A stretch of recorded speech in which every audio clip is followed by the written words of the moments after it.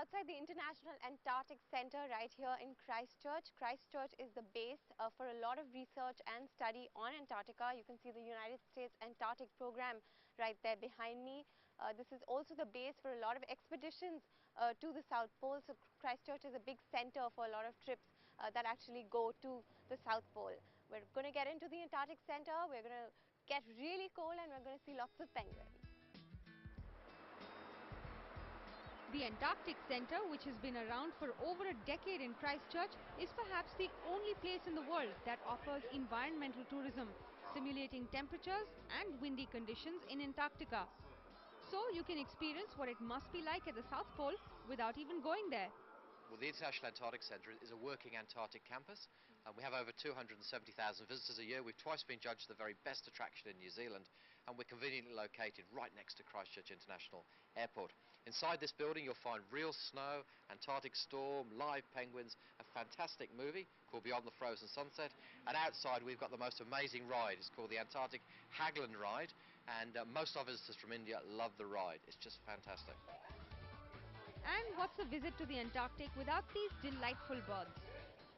We're going to take a ride now in a genuine Antarctic vehicle. It's an all-terrain vehicle, and these are the vehicles that are used in the snowy terrain of Antarctica. It's also amphibious, and you're going to see just why.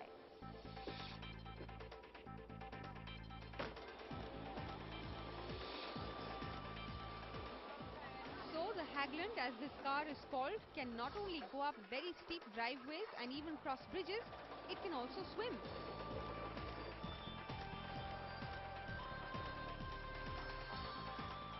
So we figured out how to travel around the Antarctic, but what's it like to actually be there?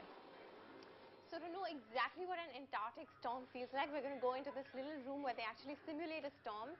It's -8 degrees in there, and with wind chill, it's -18. So I'm going to put on some shoes and this jacket.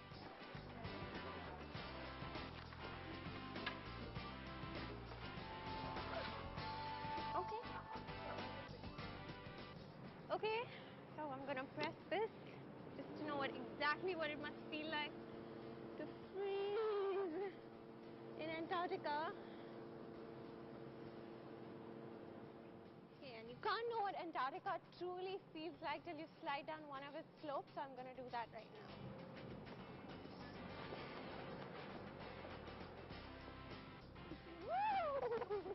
With Jaideep Bhandarkar and Anjali Doshi in Christchurch, Anusya Mathur for NDTV. So New Zealand is famous for the Lord of the Rings, Russell Crowe, bungee jumping, the black caps, but what else is it famous for? Well, a little known fact about New Zealand is that it produces over 350 kinds of beer. Today we're going to go on a mini beer tour with beer commentator and expert Neil Miller. This man drinks beer for a living. A professional beer commentator, Miller has literally been talking and drinking beer for the last 6 years. Okay, well today we're going to be trying 4 different beers from New Zealand craft breweries. These are small breweries in New Zealand, very small by international standards, and they make some really interesting beer styles. The idea is that you have a bit of a look at the beer, you have a sniff to get the aroma, you have a sip to get your first taste impressions, then a mouthful to get the finish, and then you sort of have as much or as little of it as you want. It's just like a wine tasting, except that it's a little bit less pretentious, and you're not allowed to spit it out on the floor either. So the first beer that we're going to try today is Tuatara Pilsner. Tuatara is the name of the brewery. It's named after a Tuatara lizard, a New Zealand dinosaur essentially that's been around for millions of years. It's a refreshing, easy drinking beer and a good introduction to craft beer for people that haven't tried it before. And it's also easy to drink and pairs well with spicy food. Sorry, what am I supposed to do? Well, first of all, you'd have a look at it. Okay, we look at it. Look, and then sniff. Sip. And then Gulp.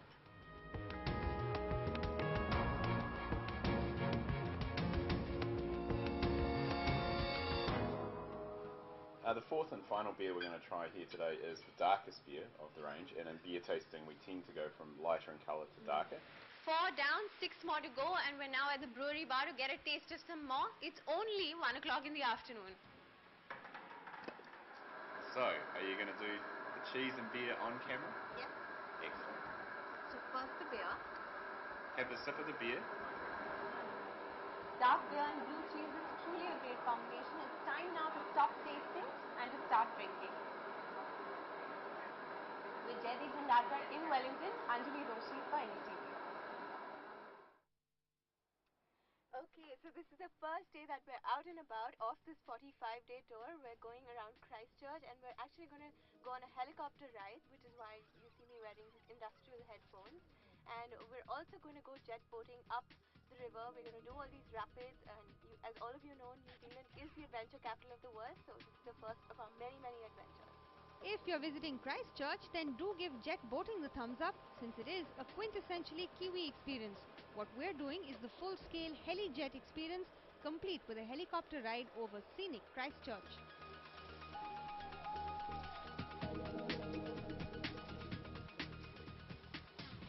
Hi Anjali, welcome to Jet Thrills. My name's Andy. This river is called the Waimakariri. Wai is water, Maka is cold, and Riri is angry or rushing. The Waimakariri River runs 97 kilometers through the Canterbury Plains, but we're doing just 12. That's 12 kilometers of adrenaline-pumping speeds and heart-stopping 360-degree spins. Oh, that was a good one. It can cost you anywhere between 75 to 200 New Zealand dollars, but that's a small price to pay for the experience of a lifetime.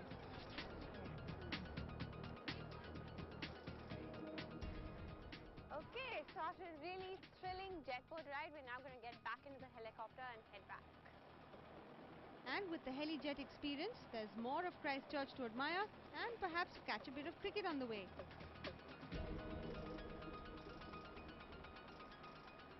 Okay, so after a fantastic, thrilling jet boat ride and a really scenic view, aerial view of Christchurch, we're now done with this adventure, but of course it's only increased our appetite for a lot more, so stay tuned for a lot more from us. But for now, signing off with Jaideep Bhandarkar, Anjali Doshi for NDTV in Christchurch. Peter Jackson was on a train ride from Wellington to Auckland, even as he was reading J.R.R. Tolkien's epic novel Lord of the Rings. And as he kept looking out of the train window, he pictured Middle-earth. He says later on that New Zealand is full of lush low valleys, deep hidden valleys, mystical mountains and barren wastelands. And here we are on top of Mount Victoria, one of the signature locations of the Lord of the Rings. And we're going to take you on a mini Lord of the Rings tour. Our first stop is this forest in Wellington, very close to where Peter Jackson lives, where many famous scenes of the trilogy were filmed. Where I'm sitting now is where the signature scene of the Fellowship of the Ring was shot, where Frodo and his fellow hobbits are hiding from the Nazgul rider. It was shot right here. Here is a tree where Frodo was standing. He was standing right in this position when he felt the Nazgul rider coming towards him. And with the hobbits beside him, he gets up and says, "Got to get off the road. We've got to get off the road." And from that position here, the hobbits race away beside us there to hide from the Nazgul rider as he comes riding down the path. The cult movie had such a huge impact on audiences worldwide that even 8 years after the movie was filmed, tourists come from all over the world to check out its locations. Weta Workshops in Wellington is where all the digital work for Lord of the Rings was done. It has all the artifacts, the swords, the miniatures, everything that you see in the movie, really, costumes, lots and lots of wonderful little artifacts inside. So we're going to take a look. Some of these miniature figures and artifacts like this sword, exclusively designed for the movie, are prized possessions that have now become collector's items. We're now at the top of Mount Victoria, and what you can see behind me is the Westpac Stadium. It has a cricket connection, of course, but there's also a Lord of the Rings connection to it.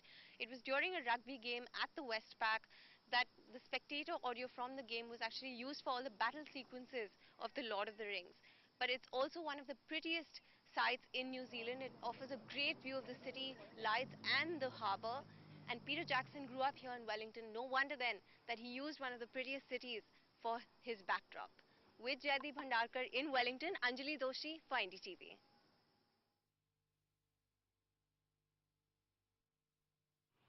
We're on the outskirts of Napier, all set to go on a gannet safari. For the uninitiated, gannets are large black and white seabirds, and the colonies we're about to visit today are the only gannet colonies in the world accessible to people. quite a treat for any nature lover.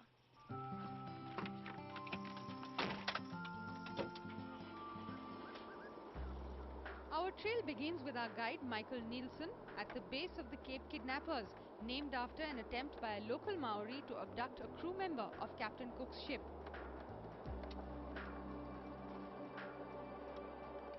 A private lodge 20 kilometers outside Napier and accessible only by car, the Gannet Safari is a must-do if you come to Napier. The birds have been here since 1870. So what's so special about this journey? Nowhere else in the world that you can drive out to and up alongside gannets like this. So it is unique, the one and only in the world. As we drive along, waiting to spot the birds, the only other signs of life are these cows and what New Zealand is most famous for, sheep. But the trail also offers an opportunity to take in one of the most breathtaking views across Hawke's Bay, the cliffs alongside the Cape Kidnappers and the changing colors of the Pacific Ocean. But nothing prepares us for what awaits us as we reach the top.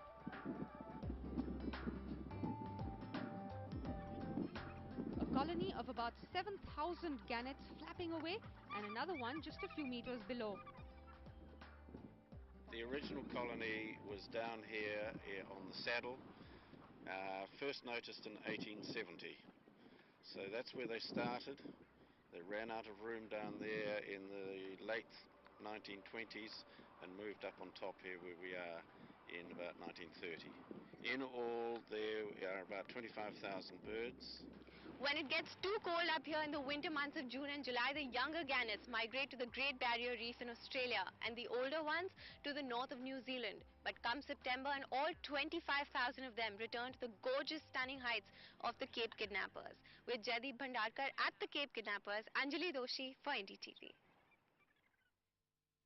Tamata Peak actually has a very interesting story. Maori legend has it that the villagers down there were constantly at war with the coastal tribes.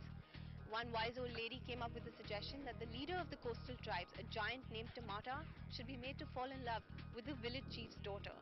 The two met, were married, things quickly fell into place and peace was restored. So here we are, far, far away from all the cricket, enjoying a peaceful day on the top of Tamata Peak. With Jaideep Bhandarkar in Napier, Anjali Doshi for NDTV. We're in the midst of the Canterbury Plains here in Christchurch, all set to go hot air ballooning and get a great view of the Southern Alps and the Canterbury Plains.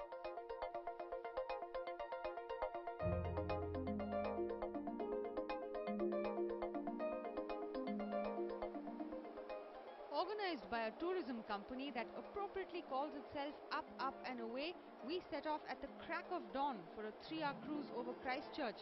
It's perfect weather for hot air ballooning, not too windy, not too cold.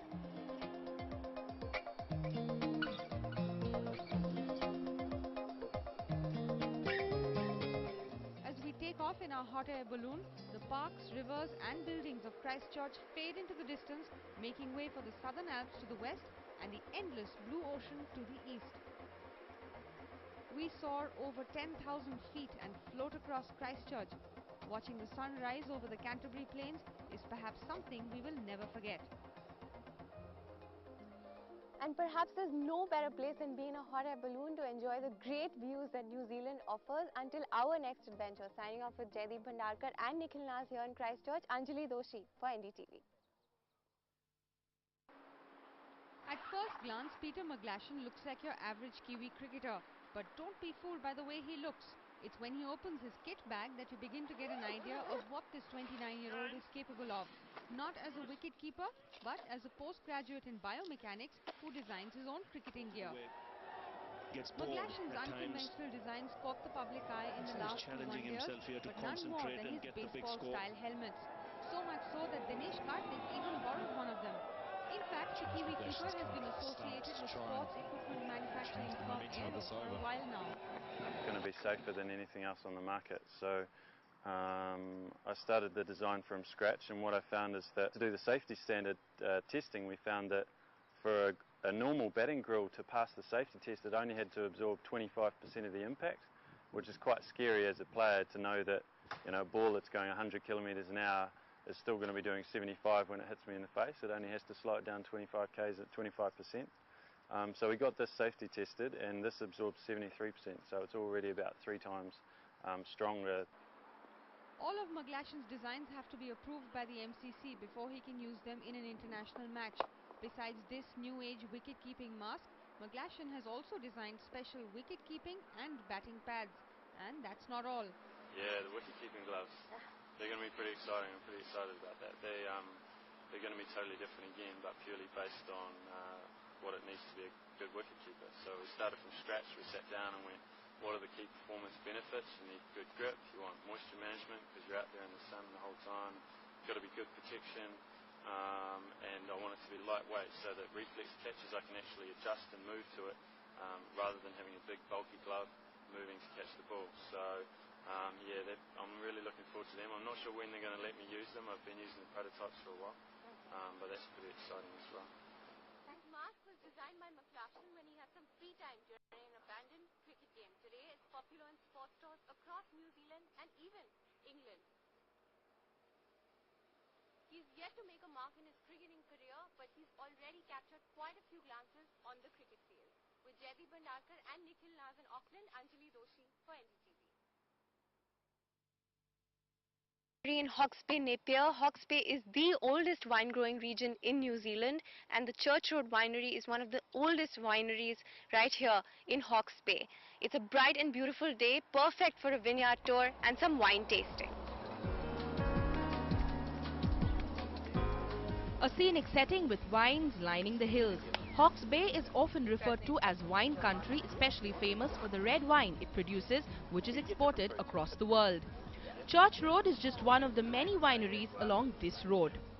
Church Road as a wine is probably one of the best known wines in New Zealand, and from a tourism perspective we get an opportunity to share those with people coming through from October through April, our busiest tourism season. Our next stop is the Wine Museum, Napier's only wine museum with collector's items that date all the way back to 3rd and 4th century BC. This 19th century winery, which has created many award-winning and classic wines, also has free wine tasting sessions. Always a must-do, especially if you're a wine drinker. So all that walking around and exploring has made me thirsty for some wine. It's time to see what's on offer. Good enough to keep me coming back for some more. With Jaideep Bhandarkar in Napier, Anjali Doshi for NDTV.